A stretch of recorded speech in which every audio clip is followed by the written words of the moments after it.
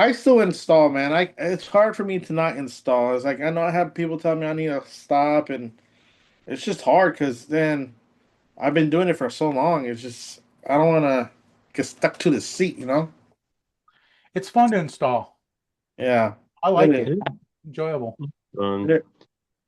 It's probably it's probably the most fun part of the whole job, I think. I mean, one of them. It's one of the most fun parts of it. Of course. Yeah, yeah. And then when you go measure, and then you do have somebody working with you, and then when your crew shows up, you'll get a phone call. Hey, where you at? I thought you were coming. I'm like, no. They get kind of disappointed because they wanted me to go install. I'm like, and they tell me well, that's the whole purpose of you. That's hiring you because you're gonna install it. I'm like, damn it. Okay, sorry. What do you do then? Yeah, Mhm. exactly. Well, that's what you call a soft open, right? So we've been like streaming here for like 5 minutes. I haven't even like, introduced or anything, but that's kind of cool. Oh, go for it, man. Go for it. No, that's good, man. I like it because this is like kind of a historic occasion here Uh, since it's our last Wednesday live stream for the foreseeable future. Of course, we're still going to be here. We'll be here on Thursday Thursday. Yeah. instead of Wednesday, but man, we've been doing this every Wednesday for like I don't know, 225 weeks, something like that. Not every single week. We break, we're always like off on Thanksgiving because Thanksgiving lands on Thursday, so we always take Wednesday off. And now and then, a holiday lands on Wednesday or close enough to it. But I That think I think we took the whole week off, didn't we? We didn't even show up. didn't even show up. Yeah, I think we took the whole Hey, week off. you're switching it to Thursday, and I believe Christmas and New Year's is going to be on a Thursday this year. Cool. Well, we'll just Fun. take them off. Well, right. Thanksgiving's always on Thursday, so. Tricked you. Made you think about that one, didn't I? Yeah, but that's cool. You know. But anyway, howdy. Well, Howdy. Howdy. welcome to our little get together. I don't want you to feel like you're eavesdropping or anything. This is like a public kind of meeting, anybody can come. It's primarily for shower door people because we are the shower door professionals after all. And we do talk about shower doors primarily. So if you're not into that sort of thing, I totally understand. Um, but if you are, man, you came to the right place. And if you're just like bored and have nothing else to do, want to learn something about shower doors, that's cool. You can hang out and listen. We don't mind. Hey, there it is. Power supply. The power supply is live.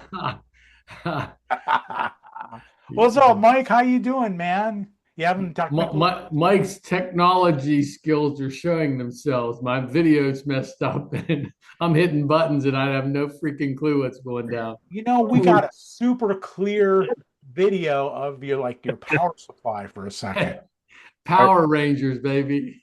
Are you a non-tech guy, Mike? What's I, I that? found I found out I'm a non-tech guy recently. Are you a non-tech guy? I missed it by 5 years. I'm 63 years old, and I swear to God, all my buddies that are about 5 years and younger, they nailed it. And I'm still using a slide rule. So That's what I'm here for, to bridge the gap. I know, Robert. I know you called, and I appreciate that. We're going to touch base soon. Yeah. That's right. That's right. Yeah, I mean, well, if you can use a slide rule, I mean, I don't know anybody who knows how to use a slide. I'm teasing, Chris. I can't even use that, dude. I'm pretty impressed, man. I don't know. But yeah, so anyway, I uh, like the soft opening. It feels like you're actually eavesdropping, but you're allowed to eavesdrop, and you're getting kind of a behind-the-scenes discussion. right? I think that's pretty A cool. little, it's a little funner. Yeah, yeah. It is funner. I think I'm When, just gonna leave it in there like that. Usually I when kind my of edit that first part out. because a lot of times we're talking about stuff that the public doesn't really need to hear about. But That's the you good guys, stuff. you guys are pretty good. You guys are being on your best behavior today. So, but hey, I have no topic. I just showed up, empty-handed. So, what do you guys think? What do you want to talk about? I had a guy come in today. A guy? Yeah, this guy came in wanting some door jams. Here's a story, I guess. And I'm like, okay, what kind of door jams you want for a shower door? Oh, for a slider. I'm like, "All right, I don't have any." And he goes, because I guess he ordered one from Home Depot, and so he was short. And he comes in asking for some jams. I'm like, well, I go, what I have is not gonna fit, and everything I order is ordered to per job. And he got all mad at me, and I go, I got this whole kit right here. I'll sell it to you, but I'm not gonna take the gems out and sell it separately. Oh. I go, the kit, I'll sell it to $500 for the kit. Junior Landa. Told me it was highway robbery. I'm like, well, then you should have measured the shower door right then. Simple as that. And then he walks out. I had some old stuff, and I think he grabbed something, and he took off and ran out the door. And it's full. Then he jumps in his car and didn't want to start, and he came in and asked for a jump. I'm like, okay. Karma was in full force. I like he took some old stuff. I didn't care, but still though, I mean, what an idiot. Do you have do you have a boneyard, man, where you like throw a bunch of I have some, but if I would kept that thing, I mean, I have a big yard. I think it'd be full of stuff, so I just toss it as I go. We have if it's clean metal or aluminum, we throw it in our one of our trailers, and then end of the year we go take it and get it recycled, and that's our Christmas money for our party. Yeah. Yeah. But pretty much, like WBS. I mean, you get what you order. It's not like I have extra. It's kind of like that. It was funny when back when I had, a profile and all that and reviews and Yelp and all that. I had one-star review on Yelp. And it was a guy who called looking for either like the magnetic latch or something for a manufactured door, like the little spring-loaded latch or something. So he called me up and said, "Hey, do you have one of these?" It's like, "Yeah, no, we don't. We don't have anything like that. We do custom shower enclosures." And he got mad and left me a one-star review because I couldn't give him his little magnetic latch or whatever. But that's cool. You want something like that. You want somebody, if they're looking through your reviews, it's like 5 stars, 5 stars. Oh, these guys are great. They're the best. I love them. And then you want that one-star review where it's like, they wouldn't give me my magnetic latch.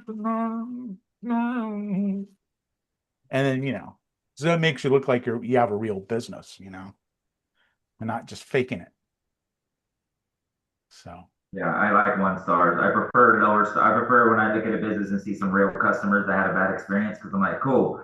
Only because uh, over the last 5, 6, 7 years, I've met people at different meetups and marketer meetups where their profession was to give fake reviews, to be paid for X amount of reviews to be posted on whatever site, and they had a network and systems and profiles set up, and that's what they did. They just figured out how to work around shortcutting that stuff. And then for me, my goal is like, how do I identify that company that has 30 reviews that might beat out my opinion of these other ones that have a 4.2 rating, but there's something about them's off. And a lot of times some people you'll see went through a patch where they actually paid for a lot of reviews on some platforms, or they had a stack of cousins or referrals, or in their process, they have a $50 Amazon gift card that the person gets. I don't care how you left me. I'm probably going to give you a decent review and get $50 from you unless you really did a bad job. I mean, there's certain people, it's a great way to incentivize it, but it's not a true reflection of like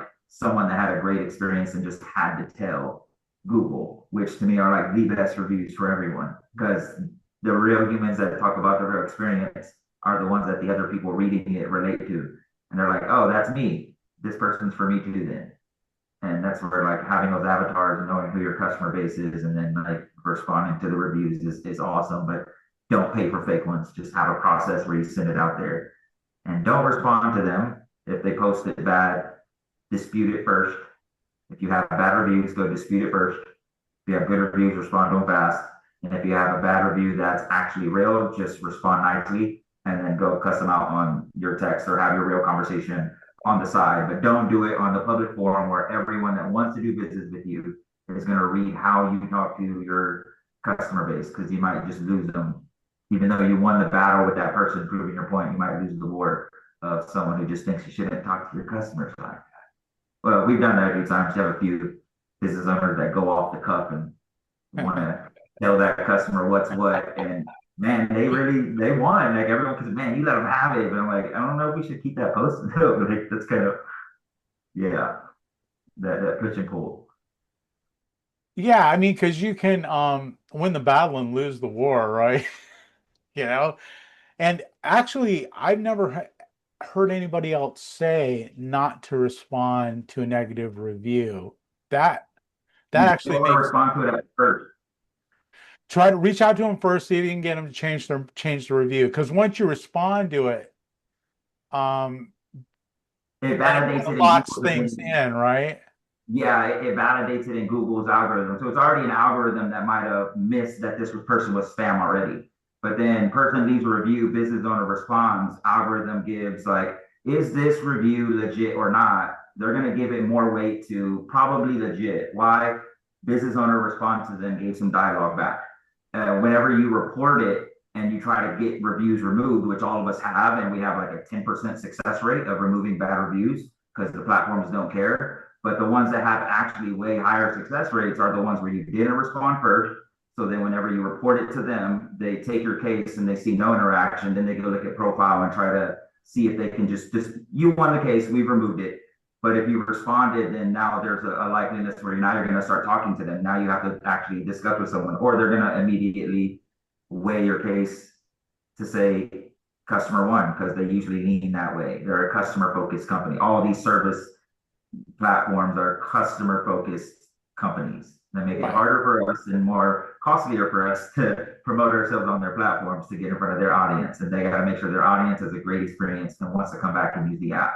So sometimes they play that whole customers always right, even when they weren't. And you just sometimes some say to play that way.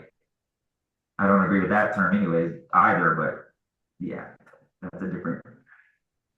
Yeah, well, because that one review I was talking about before, I can't remember exactly. I probably responded because I was always told always respond to your reviews. This was, a few years back.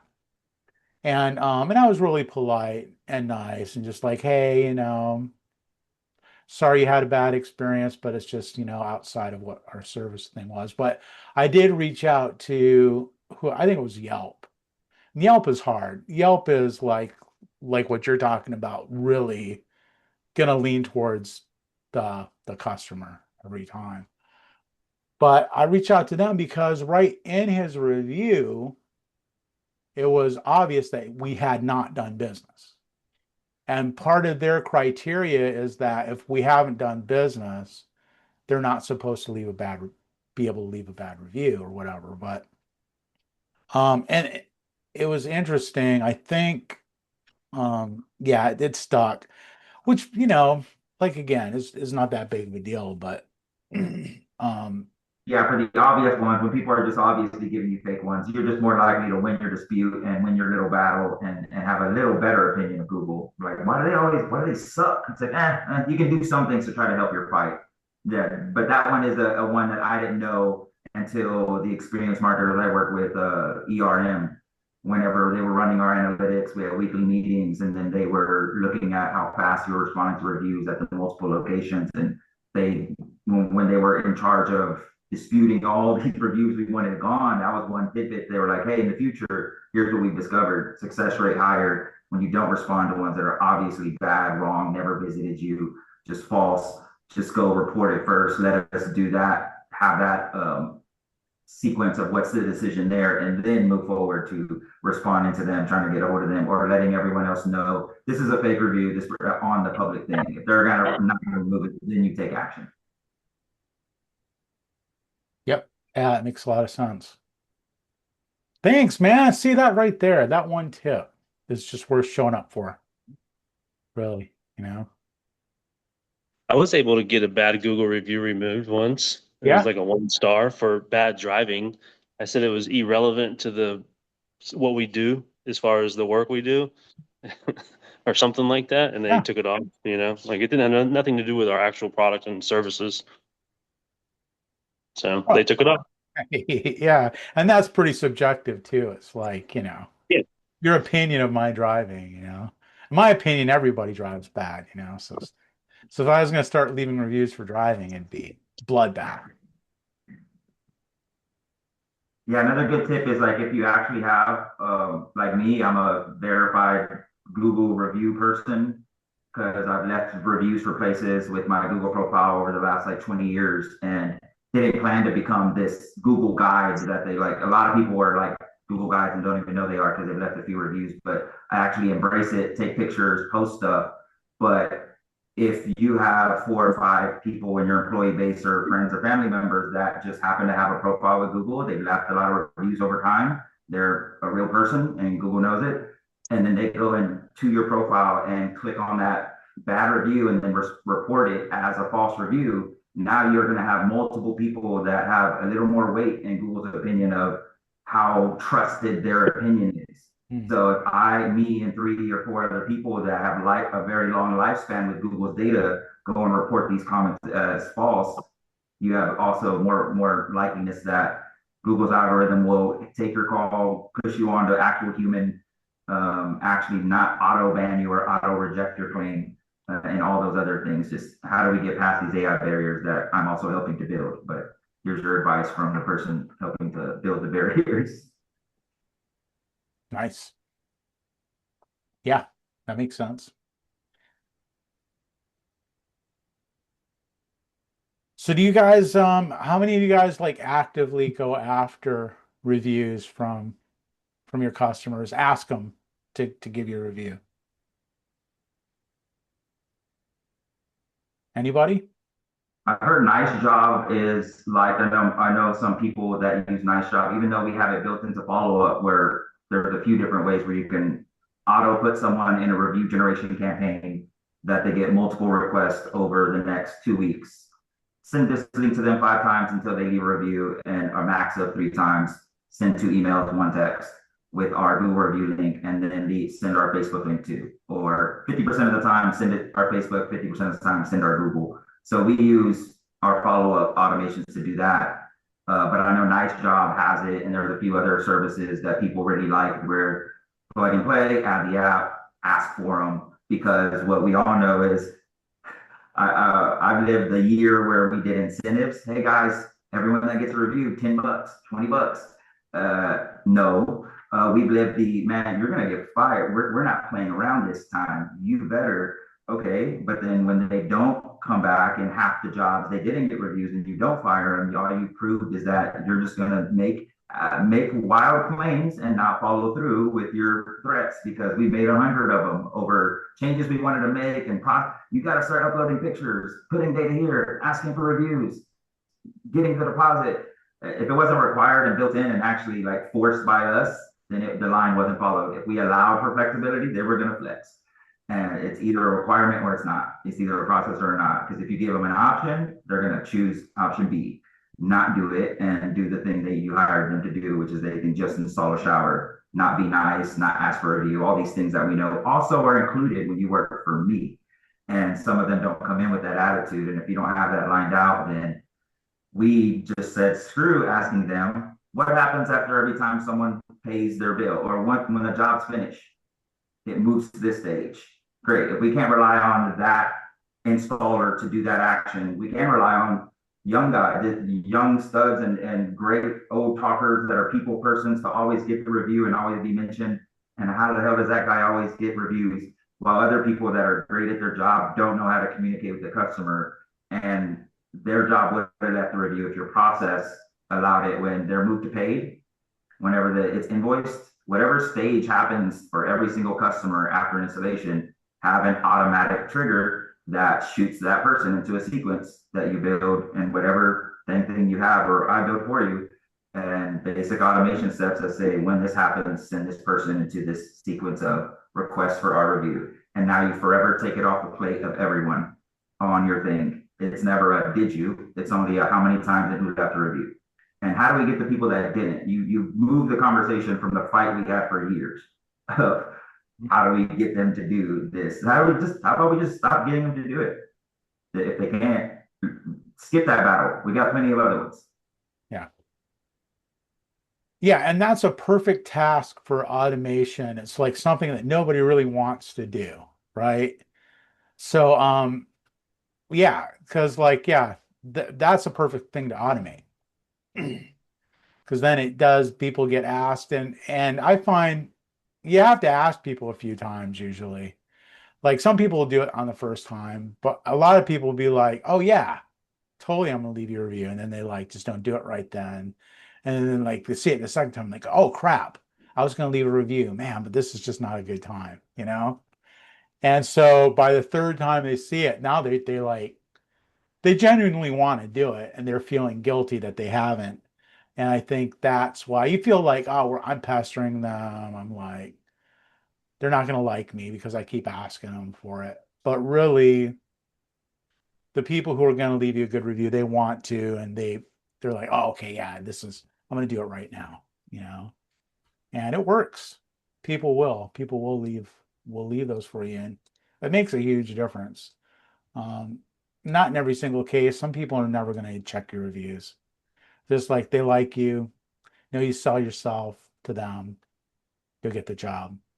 But a lot of people do. A lot of people are going to check reviews. And if you're ranking up there towards the top, it's definitely going to help. My I, experience. I was thinking something else I need to go try to get done is not necessarily reviews, but I need to go with some of my contractors because we try to target more contracting work with builders and stuff. I need to go get some of our reputable builders to like just have an interview conversation with them, like a testimonials with my builders on site on their projects and have that post that on like LinkedIn and stuff like that, where I can target more of those kinds of people that and they will appreciate and maybe even know some of those builders and whatnot, you know. So I think that's something very powerful that I could probably should and go do, you know. I'm sure there's some of them will say no, but some of them will say yes, you know. But I think that'll be really good. Now I just have to do it. Right. You know, well, I had somebody at one point make a suggestion that when I got finished with the job, people were like really stoked about it, to ask them to do a video testimonial like on the spot. I don't know if it was a consultant that I had or something, but I tried this and I got great results. Uh, and I should have done it more than I did. I got several of these just kind of off the cuff. Oh, wow, this is great. It's beautiful. It's better than I thought it was going to be. Well, hey, would you mind taking just like 1 minute? I'll pull out my phone and just talk about, you know, your experience. And more often than not, people were willing to do it. And it was really cool because it was like goofy, you know, people were like really in their, well, first of all, they're in their home and they're in their element. But it was just kind of clunky and like really sincere and really Organic. yeah, organic, man, just believable. And get them, you know, standing in front of their shower door and be like, you know, what they'll be like, what should I say? Make sure you mention Showcase Shower Door, right? Say the name of the company, and then just talk about how you feel about it, you know. And man, I got some great little videos like that, 1 2 minute videos. Uh, those are golden, you know. And you can't, I mean, you can't really post it to Yelp or Google. Oh, you can still post it to Google. You can post it to your Google I haven't really ever thought of that, but yeah, you can post videos to your Google My Business page, whatever. You put it And on the update section. yeah, and it's like, I mean, can't fake. I mean, nowadays you can fake that, but it's like, but that's pretty believable when you've got a person actually talking about, oh yeah, the price was fair and they came, they did what they said and they cleaned up after themselves, they were polite, and the lady at the office was really nice, and all it's great. It's hard to get something like that in just a written review. Try it. You'd be amazed, man. Hey, can I take a Nobody else picture is right doing now? it too, so it's, at least that I've seen. So Exactly.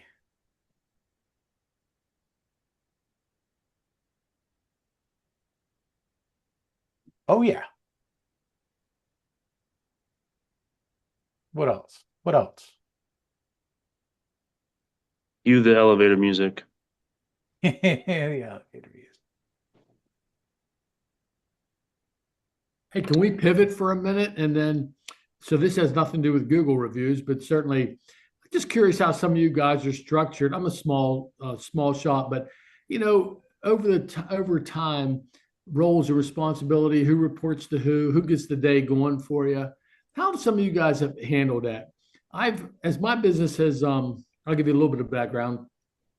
I've been way involved over the years, and I enjoy that. But as you grow, you need to delegate, and some of the lines have been blurred about roles and responsibilities, and I never named like a shop foreman. I've got a couple lead guys, but just kind of curious how you guys handle that. Like who starts the day? We have a I call her a scheduling coordinator, but over the last couple of years, she's kind of morphed into an operations manager. In a small company, a lot of people wear different hats, play different roles, but there are times that those lines get blurred, and you get people coming into me and, well, he said this or she said that, and is she really supposed to be telling me what to do? So just kind of curious how some of you guys handle that, and gals. We're a little crazy at our place, man. I mean, we might be doing way too much and are having our plates way too full for me and my dad. But me and my dad basically run it in the morning. We get the guys going. We do the scheduling and coordinating ourselves, usually the day before, trying to set up some stuff for the next day and piecing things together. Right now, we're piecing a lot of stuff together. So we're constantly, me and him, going back and forth, talking, setting stuff up for the next day. And then when we come in, the guys coming in the morning, we kind of tell them what they're going to be doing and we help them get loaded. We help them fabricate things if anything needs to be fabricated for the day. And once they're gone, then we start working on office stuff ourselves, working on estimates, reviewing estimates if our guy in the office has made estimates for us, reviewing CAD drawings for shower doors. So we kind of like operations office stuff, we're working on. We have somebody that does our invoicing and bookkeeping in house between my sister and my wife. They're doing like payroll, invoicing, purchase orders, but we're checking to make sure those things are being followed up with in the mornings. And then from there, we're fielding sales calls and any problems, obviously, too. Um, we are measuring, templating, and selling our own jobs between me and my dad. And I actually have a sales rep that works with me that had a stroke. So I'm kind of helping him with his sales, and he rides around with me. And so me and him, we do basically a lot. And then we're also helping install on anything that is needed. Like, so if somebody calls out or something and we can't push the job, we have to go help out with that and move our stuff around. And it gets quite interesting at times. There's never a boring moment. But that's our structure, if it's structured at all, I guess. Mhm. It's a little wild sometimes.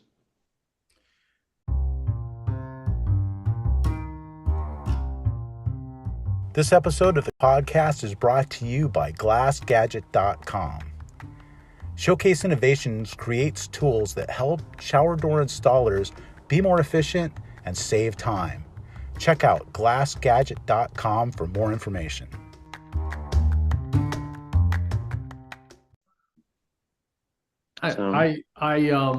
You guys have probably heard me say this over the years on this call more than once, because I still struggle. Like, I don't really have a formal organizational chart, but Daniel, over the years, I've done a lot of the same things, but over the last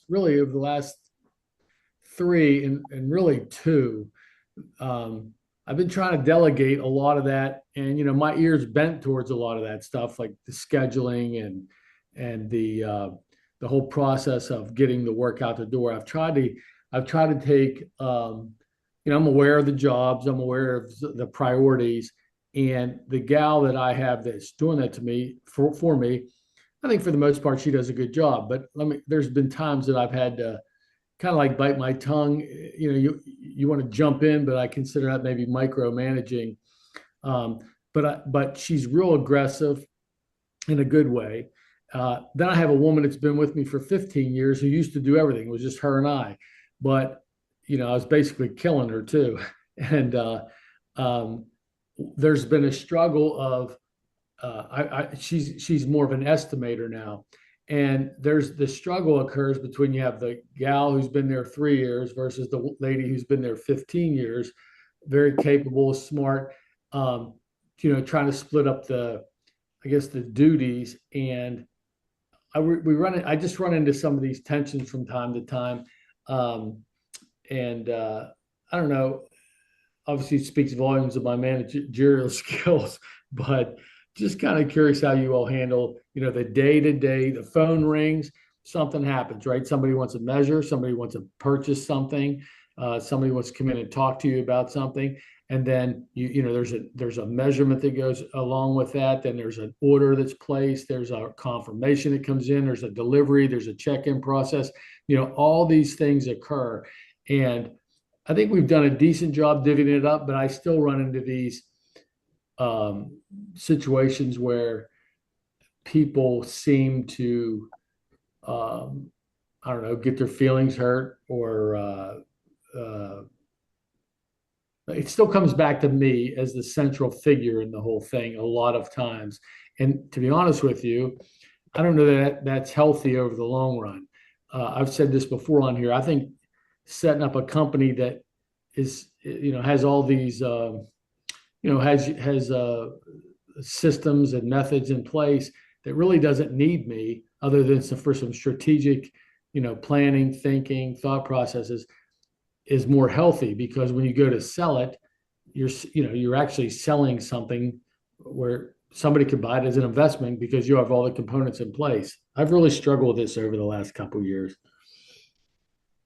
I would say it's probably just making sure you got the right person that can handle the delegations, and it's not micromanaging if you don't trust their capabilities of doing it. Like the only reason we don't have, like, we know a lot of our stuff that can be done and can be positioned to someone else. We just haven't found them yet, so we're still stuck doing it. But we have lots of things that we want to delegate out. We just haven't found the right person that's capable of being delegated to on certain things. Mm-hmm.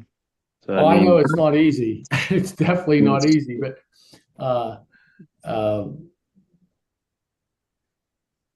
it's just something that I've got several good people, but that whole managerial day-to-day operational thing that I'm trying to step back from still rears its ugly head at times.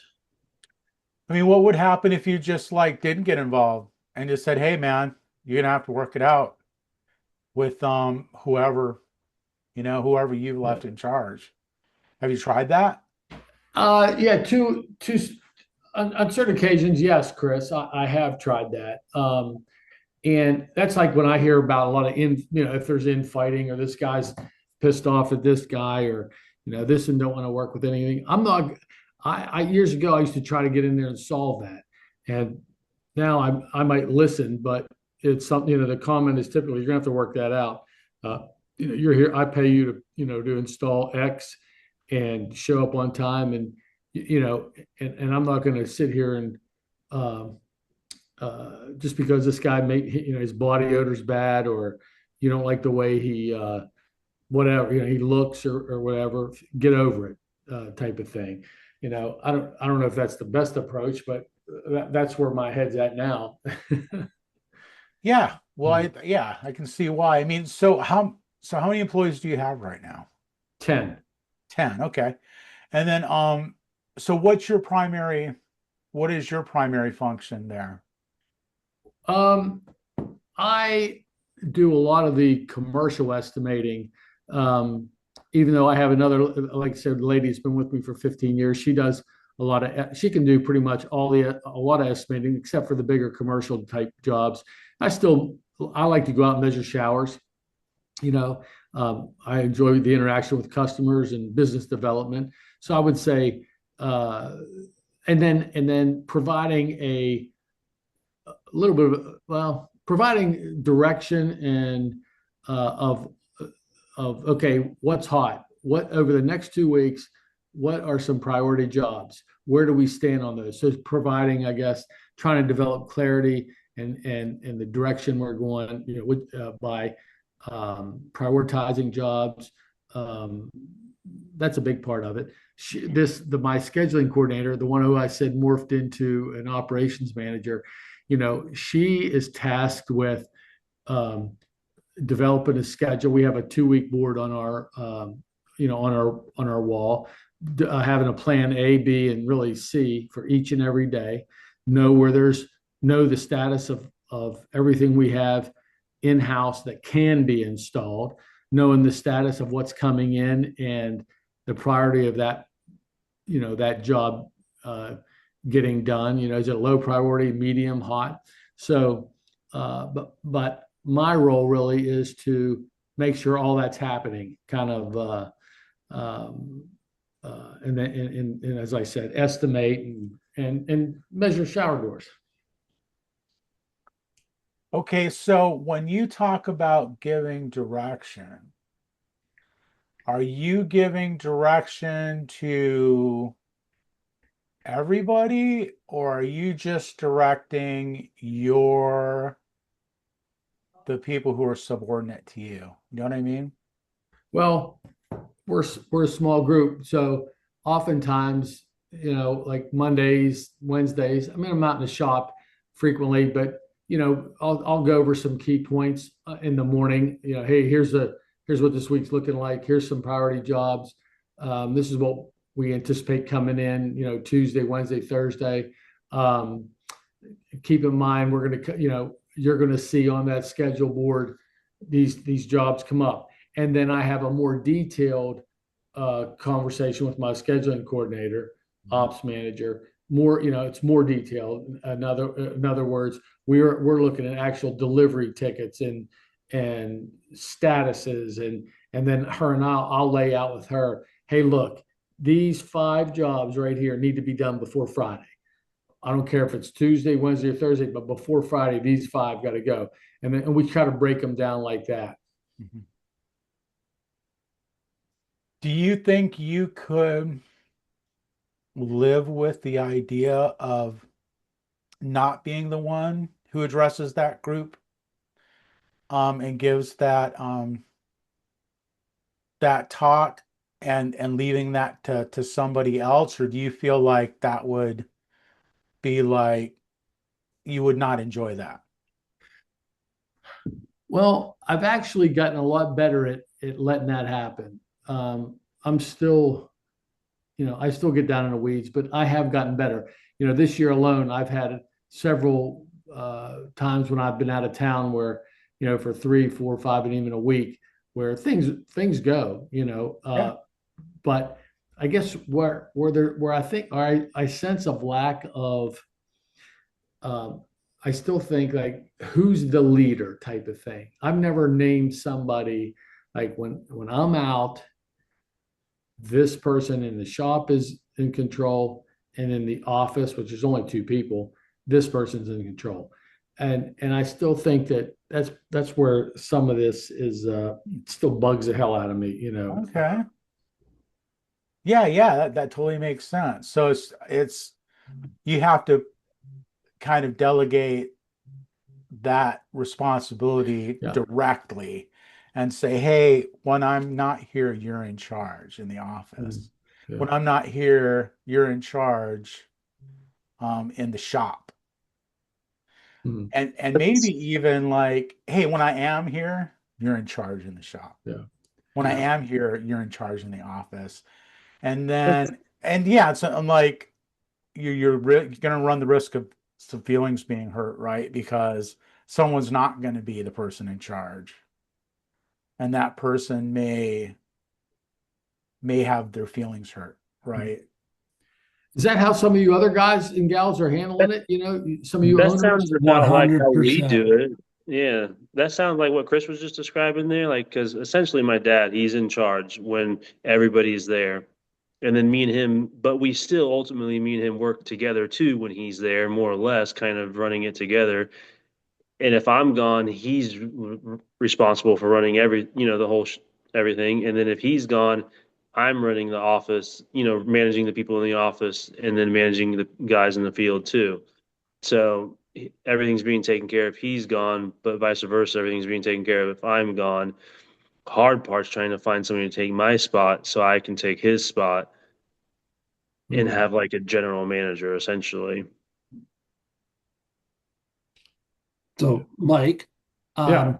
I'm happy to brainstorm this with you because Mhm. you're full service, I'm full service. We both do commercial showers and the whole deal, and we kind of align in this. I have 8 employees, and my goal is to be as responsible for as little as possible. I built this thing from the ground up, and the idea was that every hire I brought on was to delegate something off of me so that Mhm. I was not needed. In fact, as I started hiring and I started hiring office staff, I purposely didn't go in first thing in the morning. And there was a key reason for that because when I went in at the first thing, like in the day while the installers were there, they would bypass my office manager to talk to me. Right. They went around her to talk to me because they wanted to ask me the questions about the work orders and the schedule and stuff. So I just waited an hour until they were gone, until they got used to dealing with the manager. So the office manager dealt with that, and that took a while, but I purposely was an hour later so that we now had a path and Yeah. she took control. She had total control. She was the manager. And whether I'm there or not there, that was her role or her responsibility, her title. So it wasn't like when I'm here, you're not the manager anymore. You're the office manager. It's your show. Mhm. So you No, schedule, you run. yeah, I like that, and I'm pretty well there too because I kind of I'm not trying to match you there. I've done that too. Like I said, I'm not going in at 7 o'clock. I'm going to wait till 9:30, and then I'm going to Mhm. go in and see if they're gone. It's hard at first. It's hard at first, Yeah. and that occurs pretty regularly. I guess I'll take a step back. One of the challenges I've had is the new gal, who's the 3-year girl who's morphed into the office manager, does my scheduling, really aggressive, type A personality. There's not a whole lot not to like. Right. What has been my challenge is that the lady that's been with me for 15 years, who used to do a lot of that, but well, to be quite frankly, she didn't do as good a job. She was a hell of an estimator. She understands glass like nobody's business.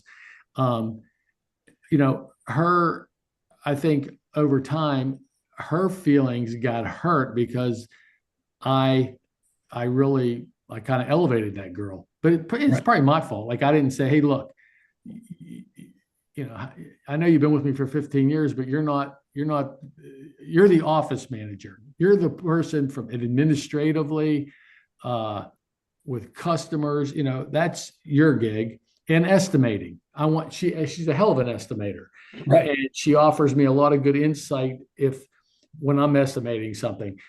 But it's I guess it's a dynamic between those two. And then you look out into the shop and you got guys that like I have a couple lead guys that can do anything that we do, period. then there's a next tier down. But I've never named like a shop foreman.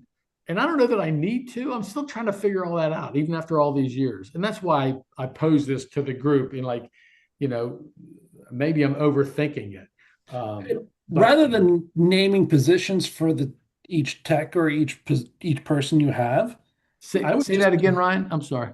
Rather than, giving each person you have a title, I would build the org chart as to what you need to make the company grow. So like you need your office manager. Do you need an operations manager? Do you need an estimator?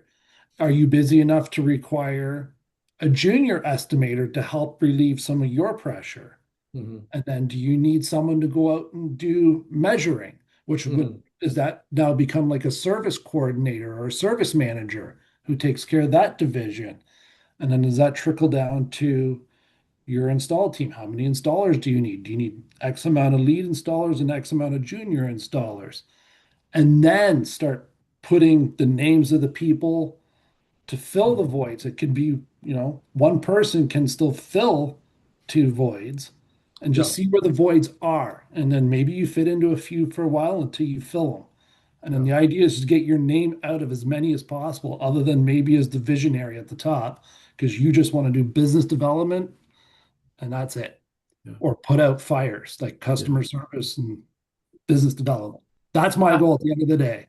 Yeah, I appreciate that. And I'd love to even maybe offline talk to you more about it. Absolutely, because I was going to bring up this topic too, related, unrelated. I just got offered this week to buy another company. They actually shut down after 60 years. They offered me the intellectual property to buy. All the equipment's gone, and it's like, what do I do with this? And I was curious, has anyone else bought a company that's been shut down or even just gone through the idea of buying a company that's, this is geographically an hour away, but I have the opportunity to buy this company, the website, phone number, client list, and everything. And I can either merge it or run it separately, but I could run it through my company and continue on. And even though it's a 60-plus-year-old company, its revenue looks like it's smaller than what mine was. The owner died a couple of years ago, so the wife was trying to make a go of it, and it didn't work. So the opportunity's out there for me. So curious if there's any insight. That's a great opportunity. Yeah, I've helped people that made those decisions in various ways, and there's a lot of good leverage you can get from buying an existing company that has that much lifespan, that much Google imprint, that much traffic, that much recognition. And you don't have to keep their name the same. You could and just keep everything existing. I've seen it approach different ways where keeping everything that everyone recognizes as that brand existent, and then anybody that building out their structure and their business name and their links so that anyone that interacts with it goes to your CRM, goes to your bucket. It's tagged as a lead from that source, but it's separated in that way. But it all goes to just reroutes to your website traffic. The other way is actually just changing the name. They're going to have a Google profile. They're going to have a lot of imprint. Their website's going to have a lot of traffic. So just switching out the names and the SEO backends of these things, or rerouting pages to lead to your existing sites. Like there's a lot, and then their customer base alone, just their list of customers that you're going to be able to segment and market to in different ways as, hey, we're here, still here, or hey, we're a brand new company. But so many ways that you're going to be able to tap into an existing base that either love that company or had a bad experience with it. It doesn't matter because you're brand new. And if you're taking over something they recognize, they're more likely to answer your email in the first place, which is the number hardest thing of cold email in general, is to get someone to actually click it and read it. And then to respond to you is such an abysmal rate when it comes to email marketing. But when you're recognizable and trusted and you're speaking from that brand, you skip up to 30% rate opens, because the gap you're going to be able to fill. There's a lot of that other stuff you're talking about, how to run it. I've multiple locations being ran. Some people run them in the same CRM tab and just have their pipelines differentiated in tracks. But I like it for true data, depending on your goal. If your goal is to have it as a feeder of your existing company, keep it just feeding it. But if your goal is to build two separate monsters and let it become its own beast, then you're going to want to be able to have them operating within CRMs or pages and all these other things synced with this so that you can go in and easily run a report and know what's the health of this business, what's the ROI of this business, what's the ROI of that one when it comes to showers and commercials. Because when you combine it all, it becomes a lot harder later on when you want to ask those questions to get the real data of what did business A do and what did business B do. The more you combine all those assets and don't build them in a separate way if that's not your goal. But yeah, that's my advice is build it separately from the beginning if that's your intent. If it's not, there's easy workarounds to just redirect traffic as you use that year to test it out. What is this going to become? A standalone brand or branch two? Because if you make it branch two and then change the Google name, the expansion of your SEO imprint is going to grow big time. Good Because point. a lot of people do that in bad ways. Let's build a fake location and get Google verified as if Google's AI doesn't know what you're doing. You might get away with it, but the real value is going to be from a real location that took over all this imprint, and now you're just location two. And now where you show up in someone's search rank when they're looking for you, you have two very big monsters feeding this Google machine saying, choose you instead of just that one. And your one was already good enough. But if you're just going to double the great reputation you already have, that's a good shortcut, a good cheat, as they say. But there's nothing cheap about it because there's nothing easy about what you're going to encounter here, what you're going to do.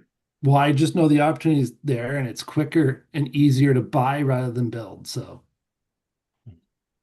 And as far as Michael, like your question on like, what do you do? Org chart, like Ryan answered, the org chart's number one. You need to define clear roles and responsibilities.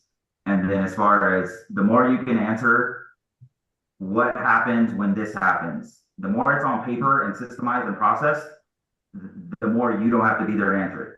When you're not there to answer it, that's where the owner, because no one knows. Your second in command doesn't feel confident to make a decision about finances or a remake or sending hardware to the customer if you didn't empower them to. Or if they don't have clear expectations of what would Mike do, what would he say? If this was a scratch for a customer that came to us twice and we say to remake this, even though our policy isn't, they have to stop you and ask you all these variations if there's not a clear set of instructions.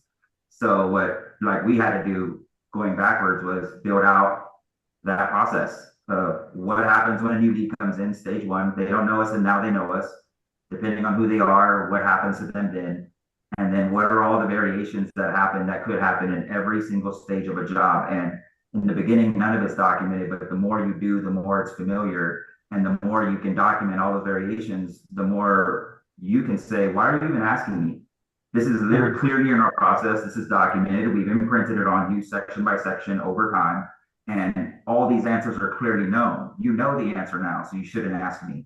But if they're asking you things and they don't know the answer and you haven't empowered them to figure it out and make a decision that you're not going to like crucify them for it, like that's where giving them the power, giving them the opportunity to make those calls and showing them, hey, if you follow this structure I've laid out, this will run without me. And I will back you up when you make these calls or reprimand this person because this is how we state things should go. And this is our non-negotiables. And this is how it's going to be outlined, whether I'm here or not. Every answer should be answered. And if you have to call me, must be something really important we haven't documented yet. Let's put on the to-dos to document it or empower someone else that can make this kind of call. And you'll be comfortable knowing they did. Because that's where the real hiccup is. Some of your guys might want to shine, might want to kill it, but they're unsure of if you're going to back them up if they make that call and if they're wrong.